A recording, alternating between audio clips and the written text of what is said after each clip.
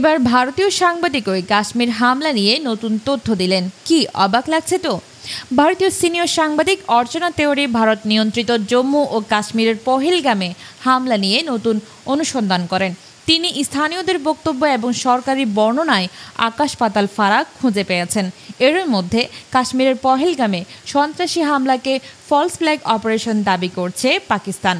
দেশটির সংবাদ মাধ্যমে এ নিয়ে একাধিক বিশ্লেষণধর্মী প্রতিবেদন প্রকাশ করা হয়েছে। সেই সাথে এই হামলার পেছনে ভারতীয় গোয়েন্দা সংস্থার জড়িত টেলিগ্রামে ফাঁস হওয়া এক গোপন নথির বরাত দিয়ে চাঞ্চল্য করে দাবি করেছে পাকিস্তানের বিভিন্ন সংবাদ মাধ্যম। যদিও ওই নথিটি আসল কিনা তা স্বাধীনভাবে যাচাই করা সম্ভব হয়নি। তবে এবার ভারতীয় সাংবাদিকও কাশ্মীর হামলা নিয়ে প্রশ্ন তুলেছেন। ভারতীয় সিনিয়র সাংবাদিক অর্চনা তেওয়ারির তথ্যেও ভিত্তিতে দ্য এক্সপ্রেস ট্রিবিউনের প্রতিবেদনে বলা হয়, তিওয়ারির তদন্ত সরকারি বক্তব্যের অসঙ্গতিগুলো চোখের সামনে আনে। ফলে সন্ত্রাসী হামলার সত্যতা এবং উদ্দেশ্য নিয়ে প্রশ্ন উঠেছে। তিওয়ারির মতে একাধিক প্রত্যক্ষদর্শী এবং স্থানীয় সূত্র নিরাপত্তা সংস্থার দাবির বিরোধিতা করেছে, যা সরকারের প্রমাণকে ভুয়া এবং সংঘাত মঞ্চস্থ করার ইঙ্গিত দেয়।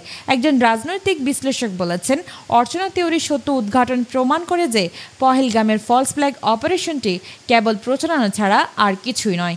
একজন কাশ্মীরি ড্রাইভার অর্চনা তেওয়ারির কাছে বলেছেন, ভারতীয় সংবাদ চ্যানেলগুলো নিরলসভাবে মিথ্যা প্রচারণা ছড়াচ্ছে।